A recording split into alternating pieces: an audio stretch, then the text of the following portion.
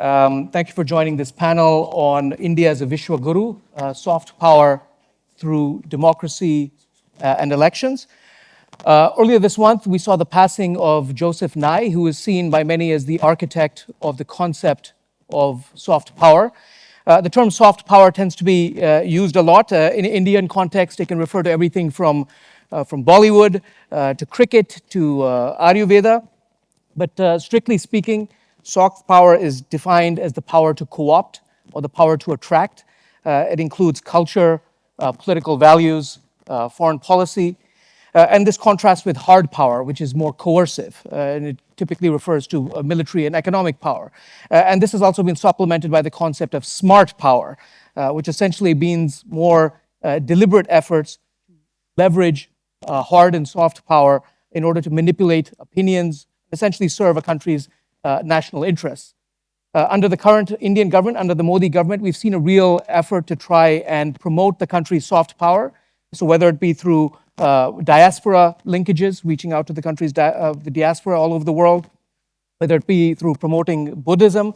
Last year marked the 10th International Yoga Day in 2014, which began in 2014, and the next one is coming up, I think, next month on the 21st of June, or whether it be through the promotion of India's democratic credentials. India, of course, has been referred to as the mother of democracy. It's been referred to as the Dhruv Tara or the pole star of the democratic world. It is, of course, the world's largest democracy. So to discuss this, we have an excellent panel of speakers with us. I won't go through all of their bios because that would take up the entire session. But I will just mention that we have Dr. S.W. Qureshi, who served as the 17th Chief Election Commissioner of India.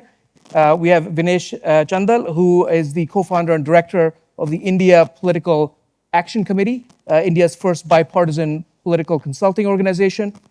And then we have Pradyot Manakya De Burman, who is the founder and chairperson of the Tripura Indigenous Progressive Regional Alliance, or the TTAADC Motha party, also from the Royal House of Tripura.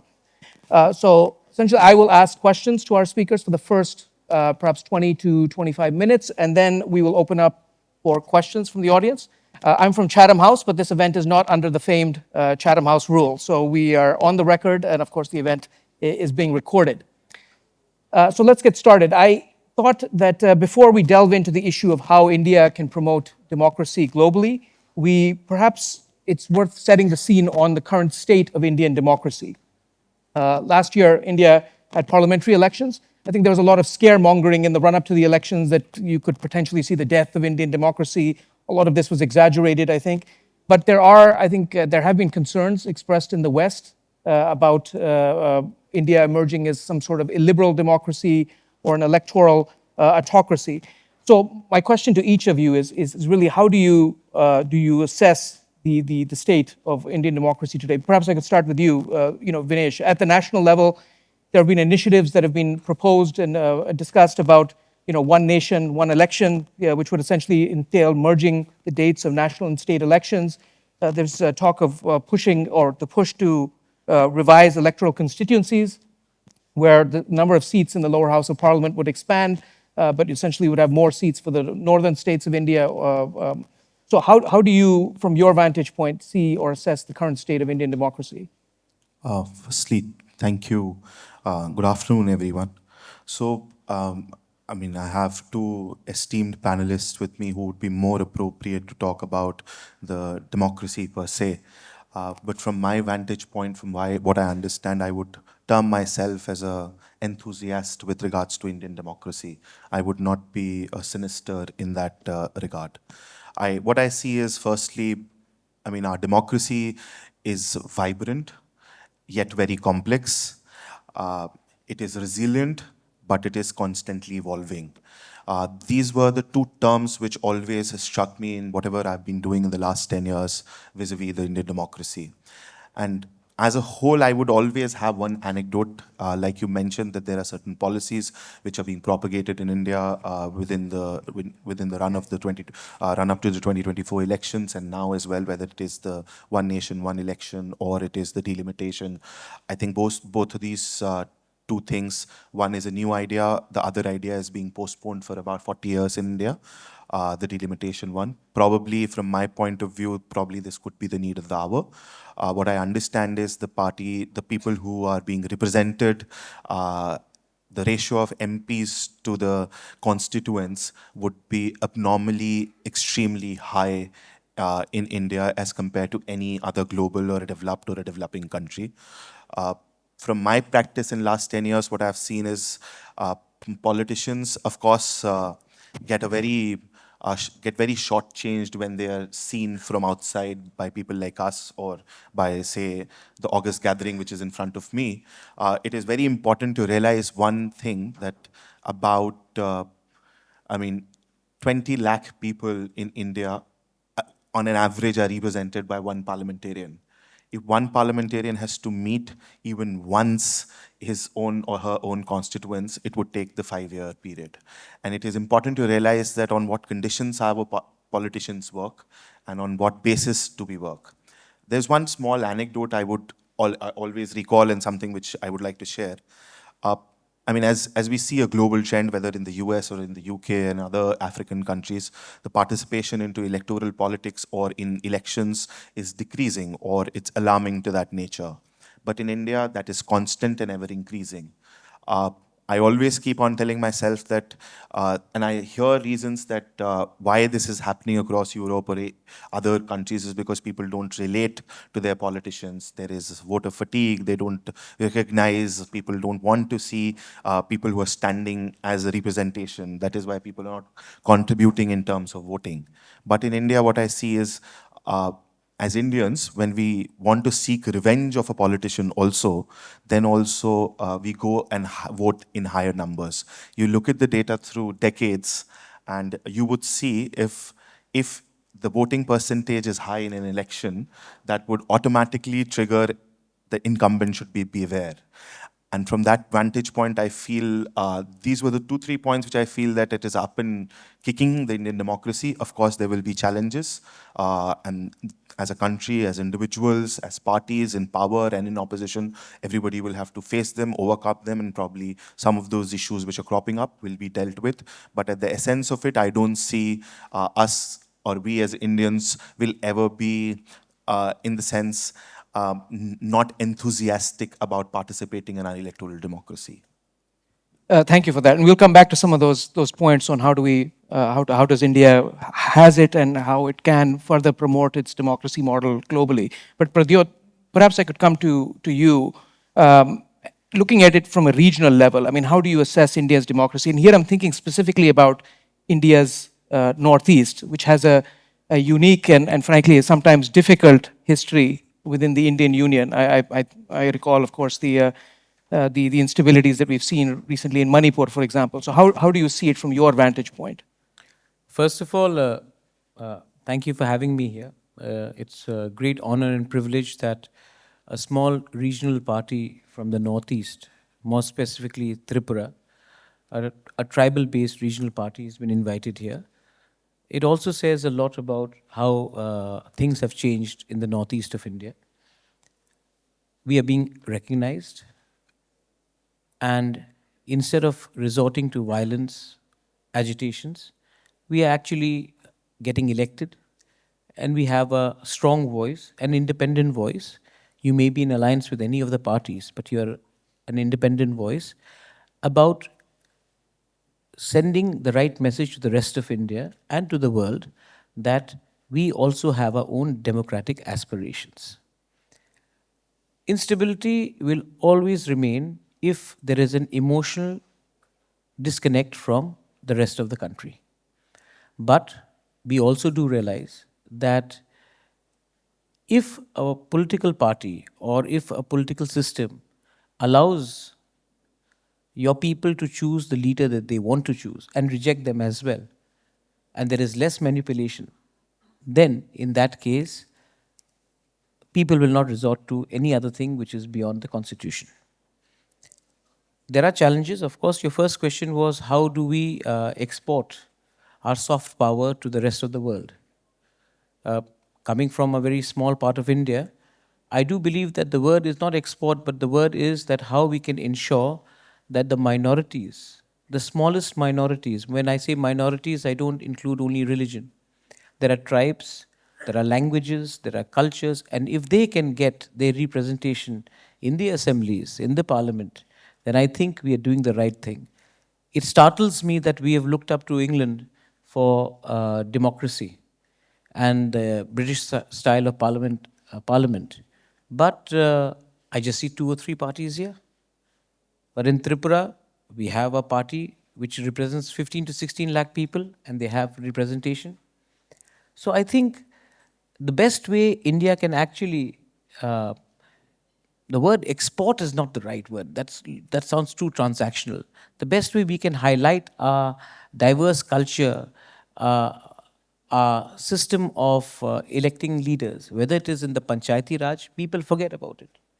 Our Panchayati Raj system is one of the finest in the world where you can actually, it goes down right to the village. From the Panchayati Raj to the councils, the tribal councils where we are elected, which is very different from rest of the country, or the municipal elections, or for the matter, assembly or Lok Sabha. I think the best way we can actually highlight is that we have different diverse voices. Of course, there are threats. Before the Lok Sabha election, there were talks that constitution is under threat. I don't think the people of India will ever allow the constitution to be diluted. The biggest example was that after the election, the Prime Minister himself went down and kneeled down before the constitution. People may call it symbolic, but let it be symbolic. But it was that he had bowed down to the Constitution of India. And I think even the highest powers that may be, who are at the helm of affairs, they realize that the people of India may vote sometimes on emotion, may vote because of external aggression, but inherently we will never dilute and outsource our power completely to the politician. Speaking of politician, I guess I'm surrounded by IPAC. I'm surrounded by Qureshi ji, who was my election commission when I was in the Congress party at that time. And I know that they were very fair people. I know that there have been instances where when I was in the opposition, when I was leading the Congress, I felt terribly let down. But then I also know that the next election I fought on my own, I won.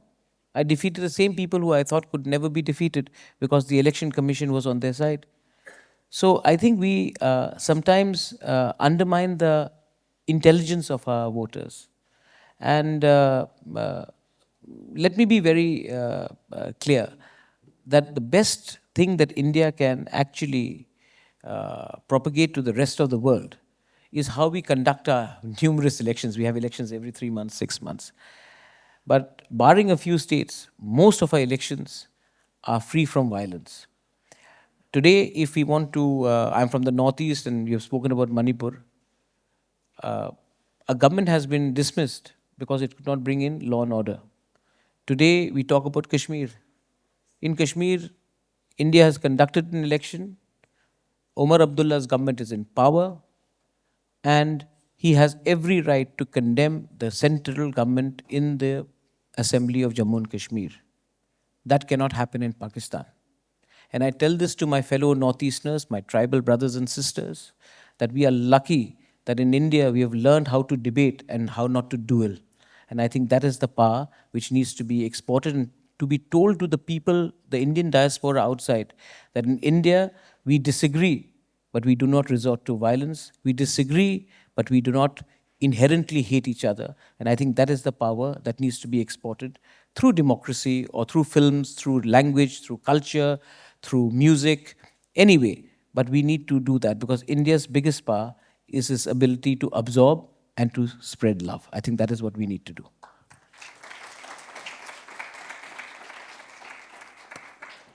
Thank you for that. Before moving on to how India can and should export its democracy model globally, perhaps I can come to you, Dr. Qureshi. I mean, how do you see it on maybe more technical grounds? Are the institutions ultimately stronger than the individual in India's democracy? Yeah, absolutely. In fact, in your opening remarks, you had mentioned India as a mother of democracy.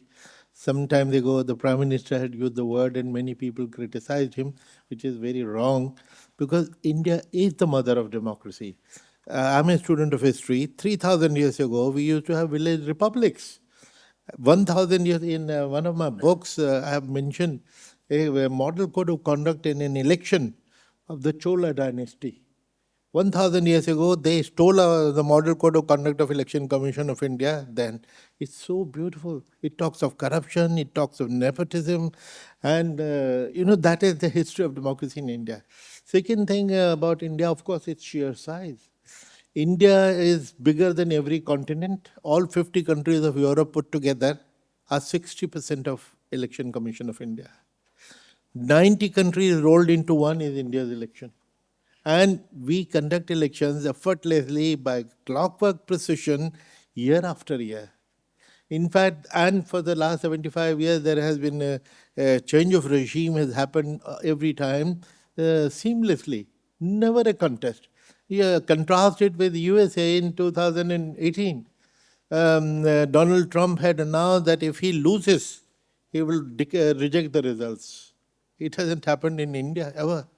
In 2000, when Florida fiasco, the famous, that is the time when it took 2 months for the Supreme Court and other institutions to declare the results.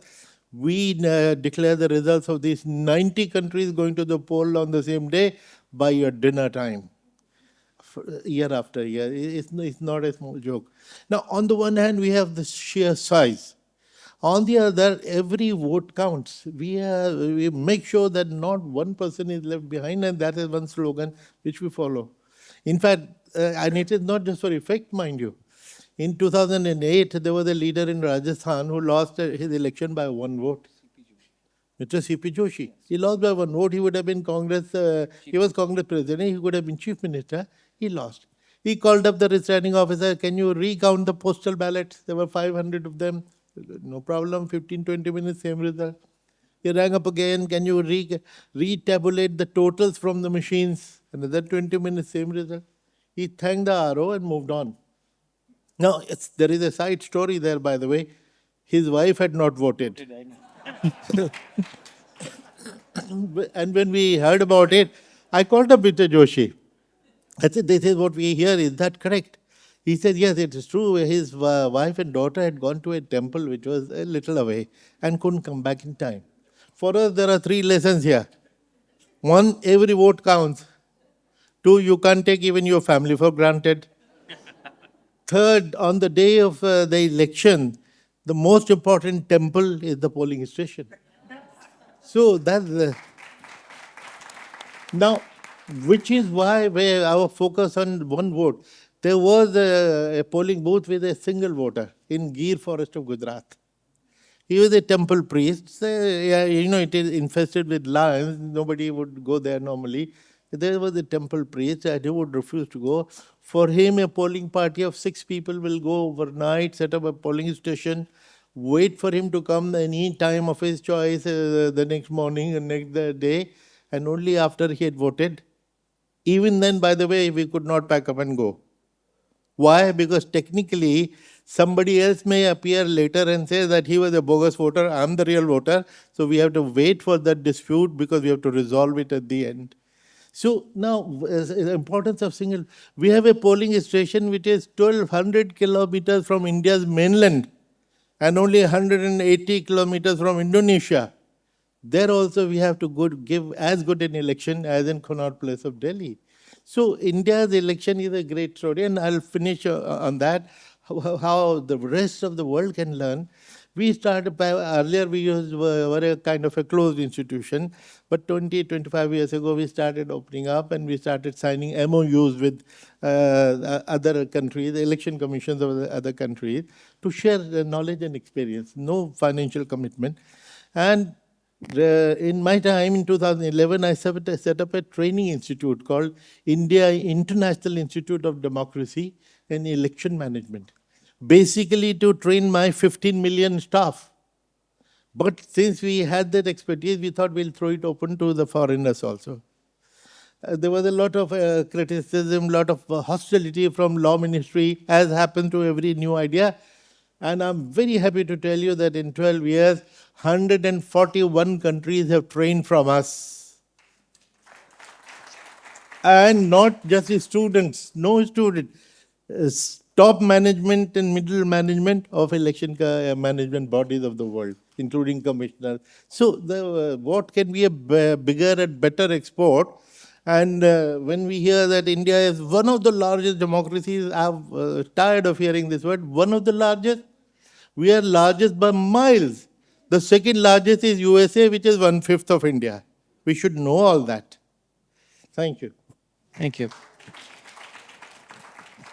And we haven't even discussed the issue of political stability, the fact that India has had, what, 3 prime ministers in 25 years, and we all know how many the UK has had in the last 10 years. So, but if we then, building on the points that you've raised, or turning to the global level, historically speaking, democracy promotion has not really been a key aspect of Indian foreign policy.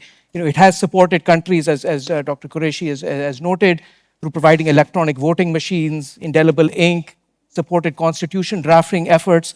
But I think the emphasis has been perhaps more on democratic process than on democratic principles. It's more top-down, perhaps technical assistance and capacity building, rather than maybe bottom-up, grassroots support for civil society or NGOs.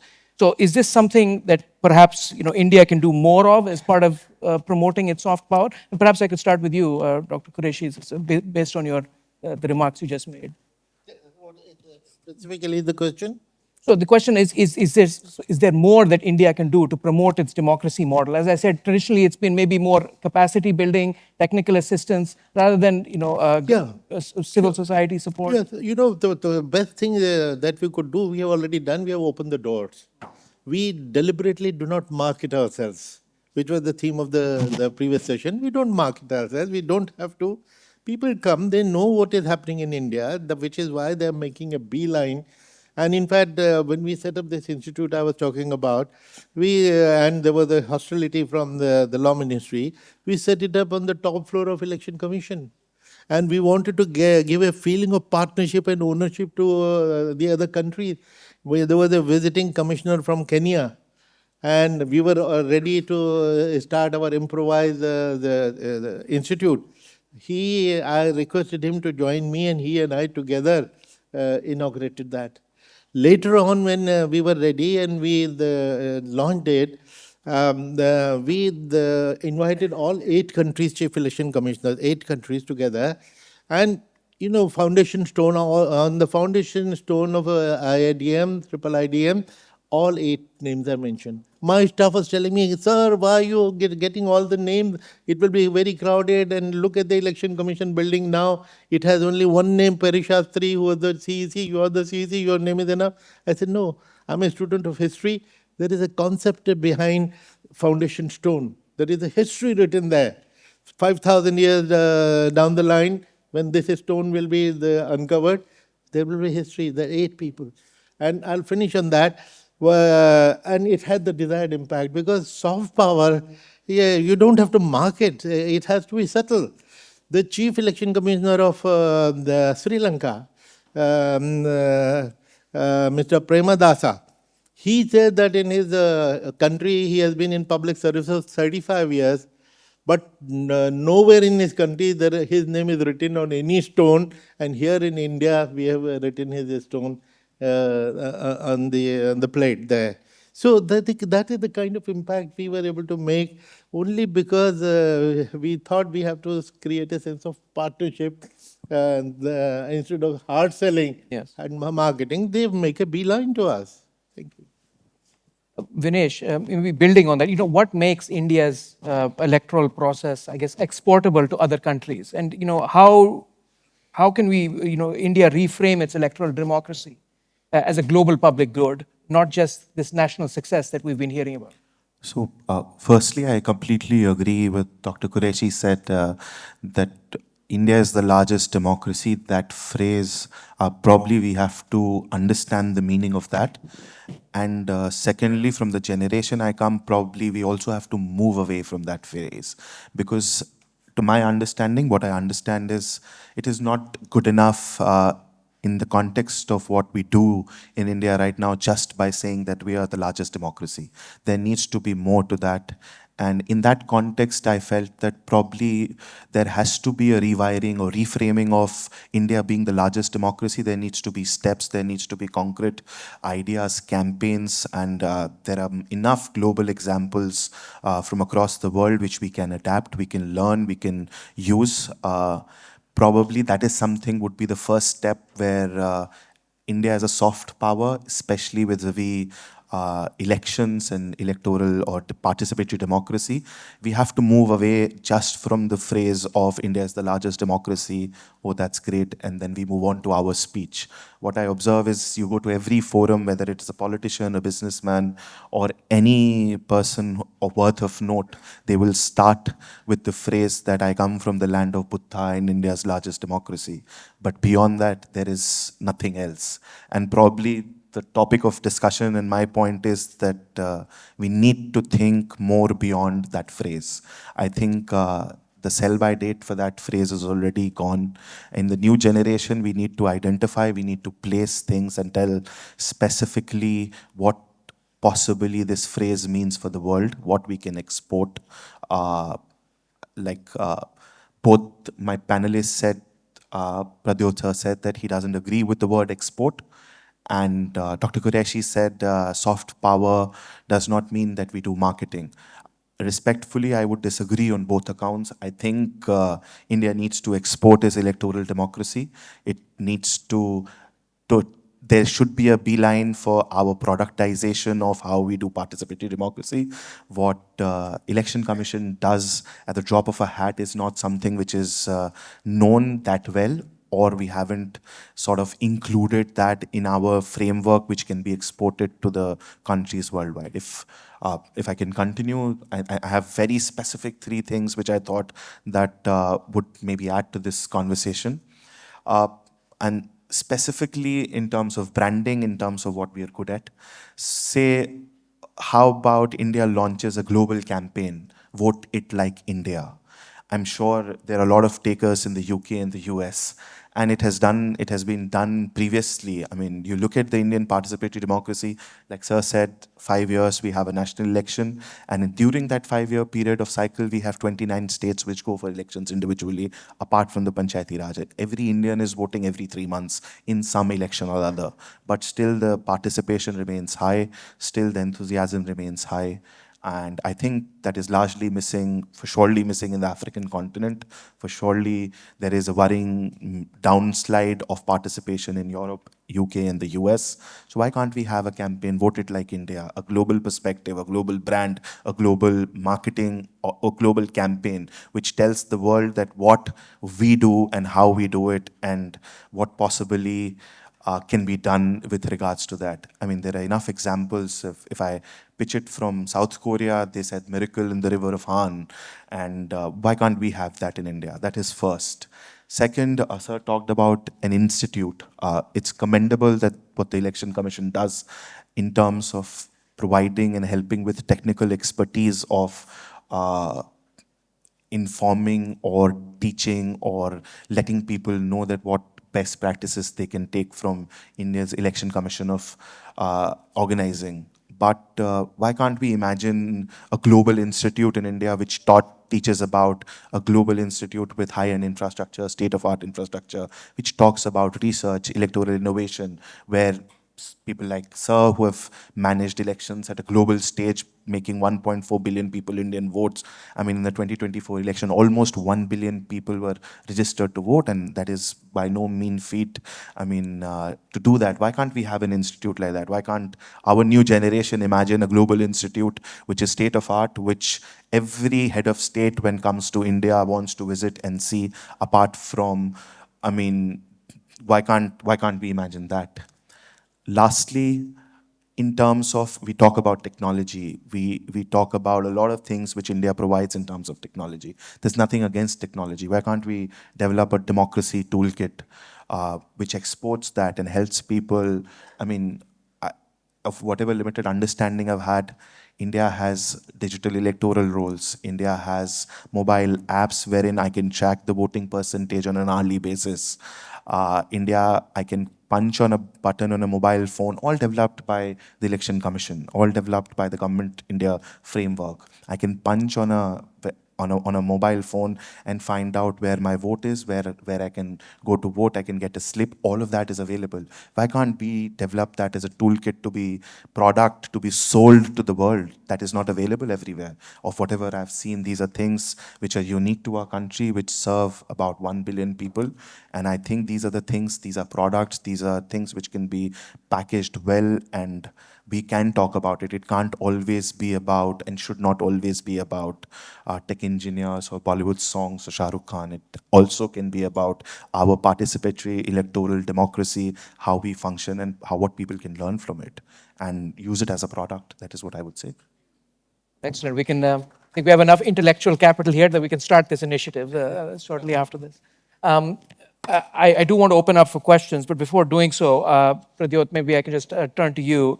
Vinesh had mentioned this idea of that in recent elections, we've actually seen a higher voter turnout in Indian elections than we have seen in elections in many Western countries. And in some ways, it shows that there's a greater appetite or perhaps a less cynicism towards participatory democracy in India than there is in the West to some degree. So is India essentially replacing the West as the beacon of democracy globally, or how do you see it? If I can come back to Sure. say all that, because see, he said that he disagrees with me. We don't disagree. I'm slightly more humble in saying that we'll not export it. You know, if it's a successor story, people will buy it. But I don't want to be on your face and say like, look at us, because I think a soft power does not necessarily speak loudly, but it slowly, it's like how you charm somebody. It actually grows on you. So I want India to grow on all of you all in the West. We don't disagree. So we don't disagree, and I don't think we should use the word disagree. I think it's just the approach. Second thing which I wanted to really say is that we are very fascinated that democracy West. I want the West to also look at us, because the West looks at us largely as Southeast Asia. They compare us to Pakistan, they compare us to Bangladesh, they look at us, India, three countries, largely. The most, who's the elected leader of Bangladesh? A failed banker. The most popular leader in Pakistan is in jail. By the way, he's not elected, the current leader of Bangladesh. Yeah, I mean, you can go into technicalities. I'm telling you that you want to go into technicalities, then we'll go into technicalities, but we know what has happened. Elections are rigged. There was one, even if you look at the other side, they'll say that, oh, Sheikh Hasina was manipulating elections in Bangladesh. The leader of the opposition was in jail. In Pakistan, it's the same thing. Nepal has had, you said that Britain has had 3 prime ministers in 5 years. Nepal has had 49 prime ministers in 61 years. You had the president of Sri Lanka run away because there was a coup. So please give credit to the people of India, the same people who largely follow a similar culture, food habits, history, civilization. But why is it that the people of India have accepted it and the other countries have failed? I think here we have to acknowledge that there is an inherent power in the people of India. I come back again to, you said Manipur, Tripura, Meghalaya, Arunachal Pradesh. How much of India do we quantify in terms of population? We are also worried about delimitation. Will our voices be drowned in the narrative between North and South? But I know that in our country, when that situation does come, they will look at us from a strategic point of view as well. So it is very important for all of us to remain committed in the idea of free and fair elections. Yes, what can we further improve on what you were saying? Let's have a debate on the electability of the candidates. What is the criteria of the leaders who you elect? What is the educational qualification? What is the criminal record? There may be many things which we may agree, where we may disagree, but I do believe that the best thing that India can do today while the world waits to accept our form of democracy, is how we can improve the quality of candidates. Because that will directly impact on the delivery of our people, our constituents. So, again, having said all that, I think India as a soft power is already there. The idea is that we should do it without the aggression of Donald Trump, and we should do it without the lack of human rights, what China follows, or without the aggression of what some of our people may want us to go ahead with. And if we are a knowledgeable country, we will be a wise country, and wise people generally are more accepted because of the humility. Having said that last, India is not the land of Buddha. Buddha was born in Nepal. Yes. Thank you. We have a limited time, but maybe we can squeeze in perhaps one or two questions. Yes, sir, please go ahead. And please keep it a short and sharp question, not a long-winded statement. Does anybody have a mic? Or no? Or if you could just make it your... Yeah, you can take mine.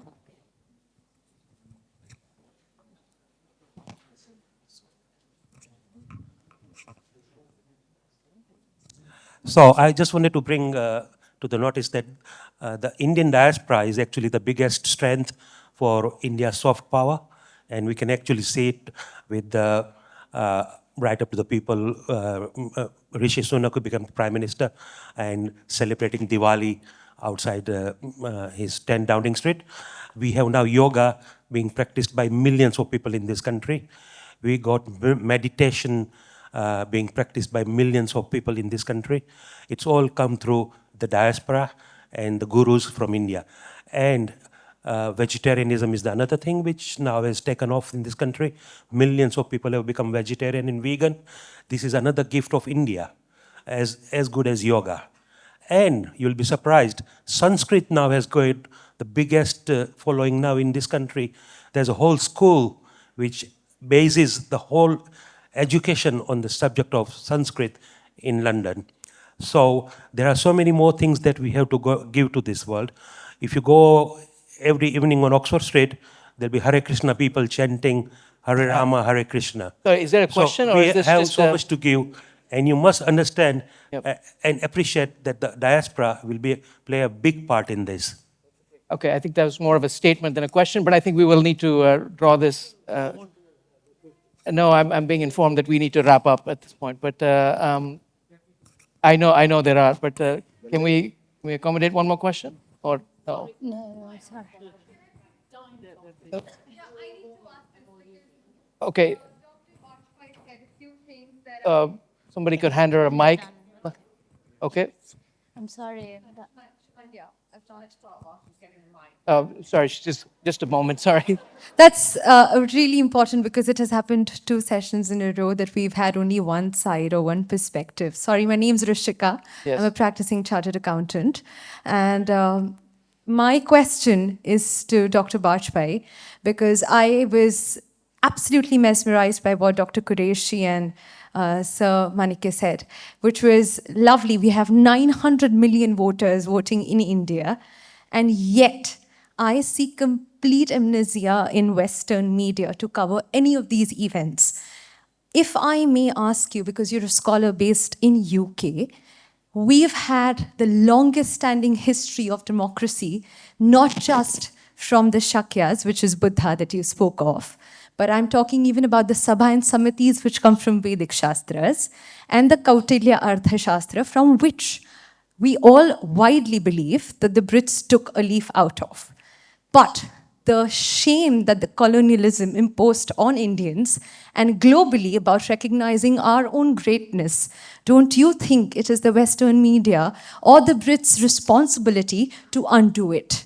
Secondly, when you talk about having... Can we just the keep need- it one question? Because we No, don't have- that is the question, but Okay. it needs, because he questioned Dr. Qureshi Okay. about the need for a global institution. Sure. That was the Nalanda and the Takshashila, which is now the IIDEM in India, which unfortunately cannot grow unless the Western media acknowledges the greatness of Indian democracy over and over again. And that's my question to you, Dr. Bajpai. Why and what is your take on how do you see it rectifying? Sure. I'll just keep this very quick. I mean, yes, obviously there have been concerns in the West, as I said at the outset, that have been expressed about the state of Indian democracy. But that being said, there are three pillars, I think, which define Western engagement and interest in India. One of those is India's credentials as the world's largest democracy and its democratic credentials. One of them is obviously what we've heard in the previous session about its engine of global growth, its market potential. And the third is perhaps what we heard this morning to some degree, its geopolitical heft to play the role of a counterbalance or a bulwark against the rise of China. I think that is recognized among policymakers in Western capitals, despite what perhaps is reported or misreported in the media on occasion. May I answer in one line? IIDM is known to all the election commissions of the world. We are not like Coca-Cola that we have to advertise ourselves. Our clients know about us, which is why they have made a beeline, and 141 of them have already come and got training from us. Yeah, mine's really quick, and I'm not going to give a big lecture before I ask the question. I think the Maharaj was really cool. I met him yesterday, so lovely to see you again today. How's India dealing with the caste system and democracy? So every time I go to India, there's still this caste system still going on. So is there a plan to deal with that? I'm sorry, I'm being ordered to end this event now. So we can continue this discussion outside, but please, on that note, please join me in thanking our excellent panel of speakers.